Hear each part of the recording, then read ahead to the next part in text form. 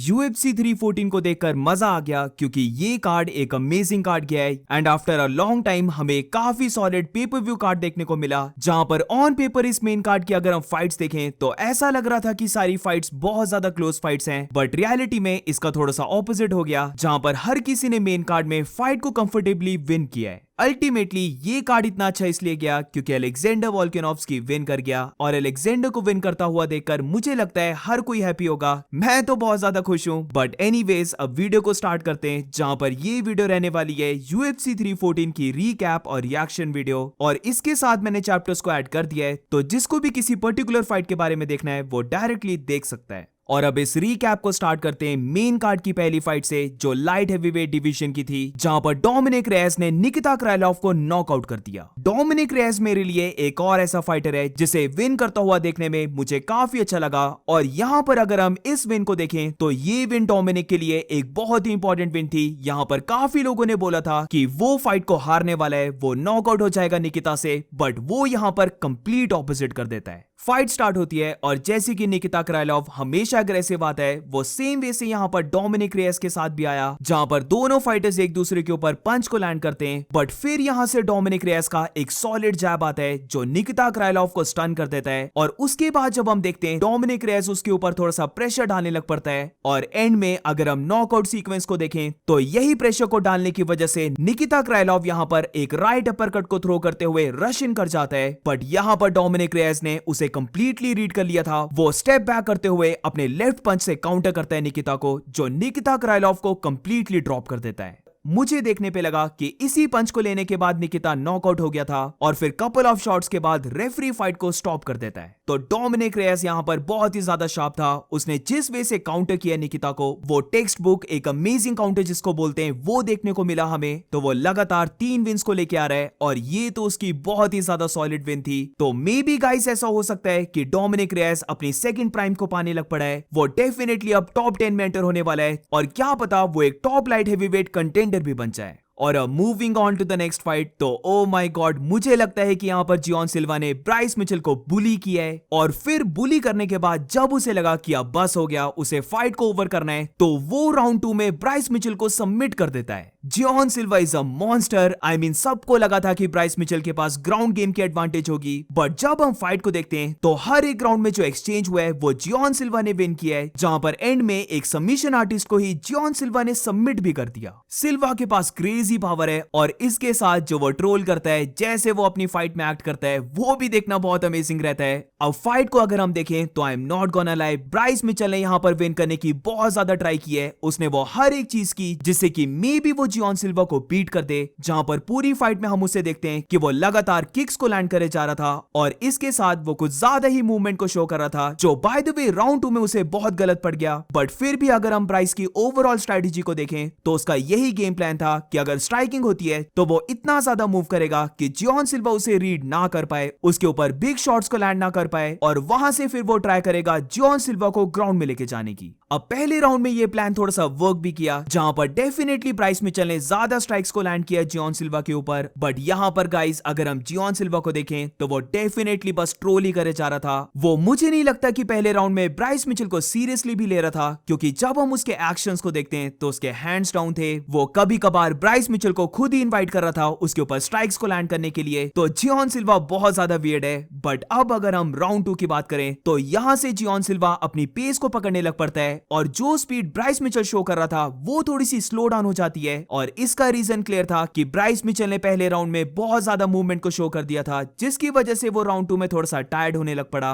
और फिर हम फाइनली राउंड 2 में देखते हैं कि जियोन सिल्वा फाइट को थोड़ा सा सीरियसली लेने लग पड़ता है, जहां पर वो ब्राइस मिचेल को अपने लेफ्ट पंच के बाद एक ह्यूज राइट पंच को कनेक्ट करता है, जिससे कि ब्राइस मिचेल नॉकडाउन हो जाता है। यहीं पर मुझे लगा कि फाइट ओवर हो जाएगी, बट जियोन सिल्वा उसे वापस खड़े होने देता है, और जो वो पहले राउंड में गिलेटिन चोक से बहुत ज्यादा क्लोज आ गया था, वेरेस निंजा चोक को उसने थोड़ा सा फेल किया था, वो इस राउंड में इस चीज को फेल नहीं करता है। और यहां पर वंस अगेन जब ब्राइस मिचेल उसे टेक डाउन करने की ट्राई कर रहा होता है, तो एकदम से यहां पर जियोन सिल्वा उसके ऊपर निंजा चोक को लगा देता है, और इस बार ये चोक कंप्लीटली लॉक इन हो गया था, जिसकी वजह से ब्राइस मिचेल टैप आउट कर देता है, और टैप आउट करने के बाद भी वो थोड़ा सा अनकॉशियस हो गया था। यहां पर वंस अगेन अगर हम जियोन सिल्वा को देखें तो जैसे वो अपनी लास्ट फाइट में खड़ा था, वैसे ही सेम वो ब्राइस मिचेल की बॉडी के ऊपर खड़ा होता है, है और भाग कर रहा होता है। ब्रो, जॉन सिल्वा एक एनिमल है, बट इसके साथ साथ वो इवॉल्व भी कर रहा है। यहाँ पर ब्राइस मिचेल ने उसके ऊपर बहुत ज्यादा टेकडाउन्स को शूट किया, बट जॉन सिल्वा यहाँ पर एक सॉलिड टेकडाउन डिफेंस को दिखाता है और ब्राइस मिचेल, जिसके सबमिशंस बहुत ज्यादा डेंजरस हैं, उसी को वो राउंड 2 में सबमिट कर देता है। ये फाइट देखकर सच में मुझे ऐसा लग रहा था कि जॉन सिल्वा ब्राइस मिचेल को बुली कर रहा है, वो उसे ट्रोल कर रहा है। कभी कभार तो हमने देखा कि जॉन सिल्वा उसकी तरफ देख भी नहीं रहा होता है, और अब ये विन लेने के बाद जिधर बहुत ज्यादा हाइप थी इस फाइट में, तो यहाँ पर जॉन सिल्वा अब और भी फेमस बन चुका है। तो लेट्स सी अब क्या होता है। मुझे लगता है कि जॉन सिल्वा को बहुत जल्दी अब बिग फाइट्स मिलने वाली हैं, तो मैं तो बहुत ज्यादा एक्साइटेड हूं कि जॉन सिल्वा के फ्यूचर क्या होल्ड करता है। और moving on to the next fight, तो ये फाइट फेदरवेट डिवीजन की थी, जहां पर याइर रॉड्रिगेज पेट्रिशियो पिटबुल को यूनानिमस वे से बीट कर देता है। और ये विन लेने के बाद याइर रॉड्रिगेज ने शो किया कि क्यों यूएफसी का लेवल बाकी ऑर्गेनाइजेशन से डिफरेंट है। पर्सनली अगर मैं बताऊं तो मैं पिटबुल की परफॉर्मेंस से बहुत ही ज्यादा डिसअपॉइंटेड हूं। आई मीन वो पूरी फाइट में कुछ कर ही नहीं पाया। जो उसका गेम प्लान था वो मुझे लगता है बहुत ज्यादा वीक था।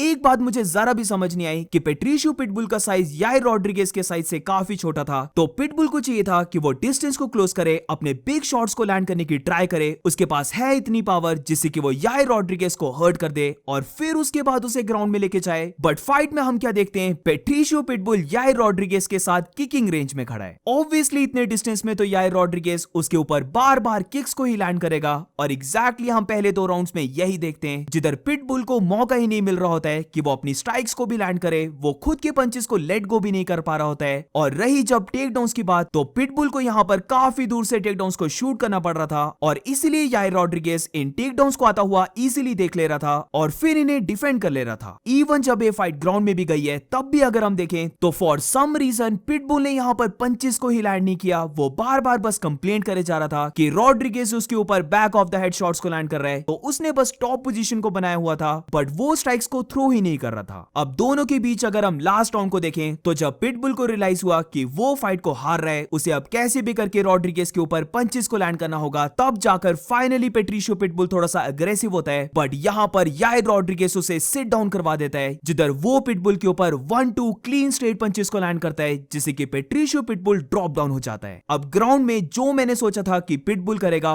वो एग्जैक्टली मुझे देखने को मिला याइर रॉड्रिगेज से, जहां पर पिटबुल को ड्रॉप करने के बाद रॉड्रिगेज उसके ऊपर बहुत अच्छे शॉट्स को लैंड कर रहा होता है, और फिर क्या था, याइर रॉड्रिगेज इजीली इस फाइट को विन कर जाता है। तो याइर रॉड्रिगेज के लिए एक बहुत बड़ी विन, और उसके अकॉर्डिंग यूएफसी ने उसे ऑलरेडी प्रॉमिस किया था कि अगर वो ये विन ले जाता है तो फिर उसे टाइटल शॉट मिल सकता है। तो लेट्स सी अब उसकी नेक्स्ट फाइट किसके साथ होती है, क्या उसकी रीमैच फाइट होती है अलेक्जेंडर के साथ। बट यहाँ पर पिटबुल की अगर बात करें, तो ये पिटबुल की बहुत ही बेकार वाली परफॉर्मेंस थी। उसकी मैंने जितनी फाइट्स देखी है बेलेटोर में, वहां पे मुझे पिटबुल बहुत ही अलग लगा, वेयरएज अब यूएफसी में तो ऐसा लग रहा है कि पिटबुल यहाँ के टॉप लेवल के साथ बिलोंग भी नहीं करता है। तो नॉट श्योर क्या हुआ पिटबुल के साथ, बट अब anyways moving on to the next fight. तो ये फाइट इस कार्ड की को मेन इवेंट थी, जहां पर पैडी पिमलेट ने बहुत इजीली माइकल चैंडलर को बीट कर दिया गया। गाइस, मुझे अब लगता है कि माइकल चैंडलर ओवर हो चुका है। वो लगा के चलो अभी एक भी टॉप फाइट को विन नहीं किया है, और अब तो वो अपने से डाउन पैडी पिमलेट से भी नॉकआउट से हारा है। बेशक यहाँ पर मेरी पिक थी कि पैडी पिमलेट फाइट को विन करेगा, बट मुझे भी नहीं पता था कि पैडी पिमलेट इतनी इजीली फाइट को विन करने वाला है। जहां पर हमेशा हम सब ने यही अज्यूम किया है कि माइकल चैंडलर किसी को भी नॉकआउट कर दे, वो बहुत डेंजरस फाइटर है, वो हमेशा अग्रेसिव आता है। बट यहाँ पर अब क्वेश्चन ये बनता है कि ये चीज उसने लास्ट टाइम किसके साथ की है। जितनी भी ये फाइट चली है, पूरी फाइट में माइकल चैंडलर यही देख रहा था कि वो कैसे पैडी पिमलेट के साथ डिस्टेंस को क्लोज करे और उसके ऊपर कोई एक बिग शॉट को लैंड कर दे। बट ये प्लान चैंडलर का पूरा ही फेल हो जाता है, जहां पर पैडी पिमलेट उसके ऊपर बहुत अच्छी किक्स को लैंड कर रहा होता है, और इसके ऊपर से वो चैंडलर को मल्टीपल टाइम्स हर्ट भी कर देता है। एक मोमेंट तो ऐसी आती है जहां पर माइकल चैंडलर उसी पोजीशन में आ गया था जो वो चार्ल्स ओलिवेरा की दोनों फाइट्स में आया था, जहां पर वो केज की साइड है, उसका आर्म पूरा ड्रॉप है, वो पूरा एक्सपोज हो चुका है पंच लेने के लिए, और यहाँ पर पैडी पिमलेट ने भी उसे थोड़ा सा अटैक कर दिया। तो उसने काफी इफेक्टिव वे से माइकल चैंडलर को आउट ऑफ रेंज रखा, जहां पर क्योंकि चैंडलर एक वाइड स्टांस के साथ खड़ा होता है, तो इसीलिए पैडी ने उसकी लीड लेग को टारगेट किया, एंड ऑल्सो चैंडलर के ऊपर जैब्स को लैंड करते हुए वो माइकल चैंडलर को डिस्टेंस में रख रहा था। बट इसी के साथ एक ऐसी मोमेंट आती है जहां पर माइकल चैंडलर एक क्लीन राइट पंच को कनेक्ट कर देता है पैडी पिमलेट के ऊपर। बट जब हम पैडी को देखते हैं तो उसे ये पंच लेने पर जरा भी इफेक्ट नहीं हुआ, और इसके बाद जैसे माइकल चैंडलर उसे पहले ग्राउंड में लेके जा रहा था, वैसे सेम वे से पैडी पिमलेट बाद में माइकल चैंडलर को ग्राउंड में लेके गया। अब राउंड 3 जहां पर नॉकआउट आया है, इससे पहले अगर हम देखें तो जैसे कि मैंने अभी कहा था कि माइकल चैंडलर अपने बेस को बहुत ज्यादा लो कर रहा था ताकि फिर वो एकदम से पैडी के ऊपर एक बिग पंच को लैंड कर दे, बट यहाँ पर पैडी पिमलेट इस चीज को रीड कर लेता है और जैसे ही माइकल चैंडलर अपने बेस को थोड़ा सा नीचे करता है, पैडी पिमलेट उसके ऊपर एक फ्लाइंग नी को कनेक्ट कर देता है और इस नी के इंपैक्ट को हम देख सकते थे। माइकल चैंडलर की जो लेफ्ट चीक है वो पूरी कट हो जाती है, वहां से बहुत सारा ब्लड गश आउट करने लग पड़ता है और ये सेंस करते हुए पहले तो पैडी पिमलेट थोड़ा सा रश इन कर जाता है, बट फिर मैं यहाँ पर बोलूंगा कि पैडी पिमलेट ने बहुत अच्छा फाइट आईक्यू दिखाया, क्योंकि माइकल चैंडलर को अगर हम देखें तो वो काइंड ऑफ पैडी पिमलेट को इनवाइट कर रहा था ताकि वो एक ब्रॉल वाली सिचुएशन में आ जाए और फिर वो अपने पंच को लैंड कर पाए, बट यहाँ पर पैडी पिमलेट फिर से अपने कंपोजर को पाता है, वो वापस माइकल चैंडलर के साथ रेंज में रहकर फाइट करने लग पड़ता है जहां पर वो अपने जैब्स को थ्रो कर रहा होता है और फिर थोड़ी देर के बाद वो एकदम से माइकल चैंडलर की बैक को ले लेता है, जहां पर ये पोजीशन लेने के बाद पैडी पिमलेट यहाँ पर माइकल चैंडलर को बीट डाउन करने लग पड़ता है। वो बहुत ही ज्यादा ग्राउंड एंड पाउंड पंचेस को लैंड कर रहा था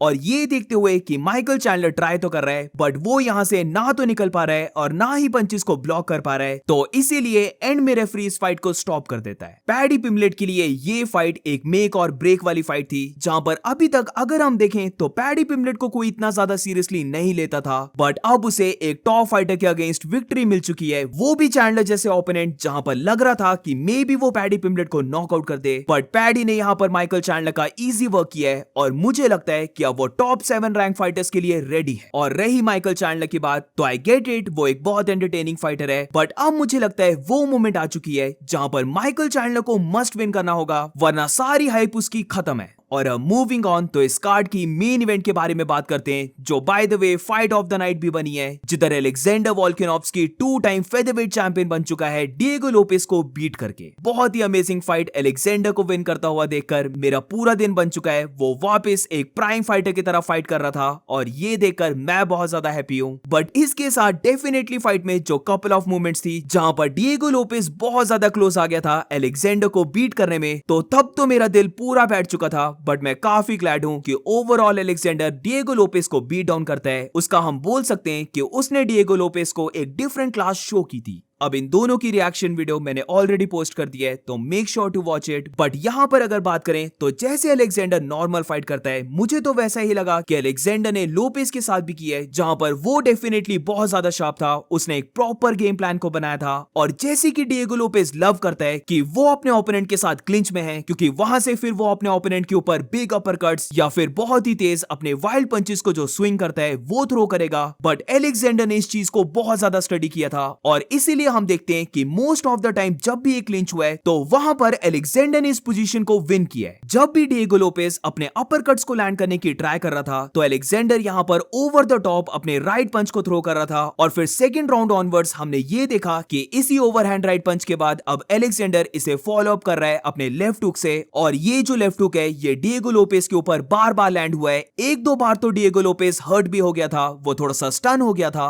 बट यहां पर जो लोपेस की चिन है उसको भी मानना पड़ेगा, क्योंकि वो अलेक्जेंडर के क्लीन शॉट्स को खा रहा होता है, बट फिर भी उसने प्रेशर करना नहीं छोड़ा और उसने हमेशा देखा कि वो कैसे फाइट को विन कर सकता है। अब बेशक मैं यहां पर अलेक्जेंडर की बहुत ज्यादा तारीफ कर रहा हूं, बट इसके साथ एक वीकनेस है अलेक्जेंडर की जो वो बार बार शो करता है, और यहां पर अगर हम देखें तो वंस अगेन अलेक्जेंडर ने इस वीकनेस को शो किया है, और वो हम देख सकते थे राउंड 2 के एंड में जहां पर डिएगो लोपेस उसे ड्रॉप कर देता है। दोनों फाइटर्स यहां पर स्ट्राइक्स को एक्सचेंज कर रहे होते हैं, बट फिर उस पोजीशन से बाहर निकलने के लिए जब अलेक्जेंडर बैकवर्ड मूव करता है तो यहां पर वंस अगेन अलेक्जेंडर ने अपने लेफ्ट गार्ड को नीचे किया हुआ था, उसका पूरा हैंड कंप्लीटली डाउन था, और इसीलिए यहां पर डिएगो लोपेस अपने जैब को लैंड करने के बाद एक बिग राइट पंच को लैंड करता है जो अलेक्जेंडर के ऊपर क्लीन लैंड हुआ और अलेक्जेंडर इससे नॉक डाउन हो गया। ये मोमेंट बहुत ही ज्यादा बड़ी थी, बट यहां पर क्योंकि ये पंच लास्ट के 10 सेकंड्स में लैंड हुआ था, इसलिए अलेक्जेंडर को हर्ट करने के बाद डिएगो लोपेस के पास ज्यादा टाइम ही नहीं बचा था कि वो और ज्यादा स्ट्राइक्स को लैंड कर पाए। बट इसके बाद जब राउंड 3 की बात करते हैं तो अलेक्जेंडर ने नॉकडाउन होने के बाद बहुत अच्छे से रिकवर किया, और अब तो वो राउंड 3 में और भी ज्यादा मूवमेंट को शो कर रहा था ताकि फिर से डिएगो लोपेस उसे टैग ना कर पाए। अब एक चीज जो डिएगो लोपेस ने भी गलत की है, और वो है कि लोपेस ने अपने ज्यादा स्ट्रेट पंचेस को यूटिलाइज नहीं किया, या फिर जो पहले राउंड में वो लेग किक्स को लैंड कर रहा था वो उसने लेटर राउंड्स में की भी हो। मुझे लगता है कि यहाँ पर लोपेस ने बहुत ज्यादा हेड हंट किया है और इसीलिए वो ज्यादा वेराइटी ऑफ पंचेस को थ्रो नहीं कर रहा था। बट अलेक्जेंडर की बात करें तो उसने ज्यादा फाइट आईक्यू दिखाया है। वो बार बार अपने जैब को यूज कर रहा था, जिसकी वजह से डिएगो लोपेस को प्रॉब्लम हो रही थी वो डिस्टेंस को क्लोज करने की। और जब वो डिस्टेंस को क्लोज भी कर ले रहा था तो वहां पर जैसे मैंने कहा कि अलेक्जेंडर जरा भी शाय अराउंड नहीं कर रहा था। वो इस पोजीशन में बच के बाहर निकलने की ट्राई नहीं कर रहा था, बल्कि मोस्ट ऑफ द टाइम वो सॉलिड ओवरहैंड राइट पंचेस को थ्रो कर रहा था, जिससे कि डिएगो लोपेस को ये पता चले कि उसके पास पावर है और डिएगो लोपेस को रीसेट होना पड़े। यही सेम चीज हम क्लिंच में भी देख सकते थे, जहां पर मुझे ऐसा लगा था कि क्लिंच को तो अलेक्जेंडर अवॉइड करने वाला है, बट अलेक्जेंडर इससे भी बेटर गेम प्लान को लेके आता है, जिधर जो लोपेस की स्ट्रेंथ है उसी को उसने वीकनेस बना दिया। राउंड 4 को भी अलेक्जेंडर विन कर रहा होता है, बट फिर एक ऐसी मूवमेंट आती है जहां पर डिएगो लोपेस ने जो बहुत ही कम जैब्स को थ्रो किया है उनमें से एक जैब बिल्कुल ही हल्के वे से अलेक्जेंडर की आई के ऊपर लैंड होता है और इसकी वजह से अलेक्जेंडर अपने हेड को डिप करता है। बट ये उसकी बहुत बड़ी गलती थी, क्योंकि फाइनली अब जाकर जो डिएगो लोपेस अपने अपर कट्स को फाइंड कर रहा था वो उसे मिल जाता है और यहाँ पर वो अलेक्जेंडर के ऊपर बिग अपर कट को लैंड करता है, जिससे कि अब अलेक्जेंडर नॉट ओनली रॉक हो गया था, बट जो उसे आई के ऊपर ग्लव टच हुआ था उसकी वजह से उसे अपनी लेफ्ट आई से कुछ दिखाई भी नहीं दे रहा था। ये पूरे सीक्वेंस के बाद अलेक्जेंडर बस सर्वाइवल मोड में आ चुका था, जहां पर एक आंख से तो उसे दिखाई नहीं दे रहा था, बट जब भी उसे फील हुआ कि लोपेस अब उसके ऊपर अटैक करने वाला है तो यहां पर अलेक्जेंडर ने बैकवर्ड मूव करते हुए भी बिग शॉट्स को स्विंग किया और जैसे तैसे खुद को रिकवर होने के लिए थोड़ा सा एक्स्ट्रा टाइम दिया। और फिर जब ये राउंड ओवर होता है, जब राउंड 5 स्टार्ट होने लगता है, तो हम कॉर्नर में अलेक्जेंडर को सुन भी सकते थे कि वो ये बोल रहा है कि अब उसका लेफ्ट आई का जो विजन है वो स्लोली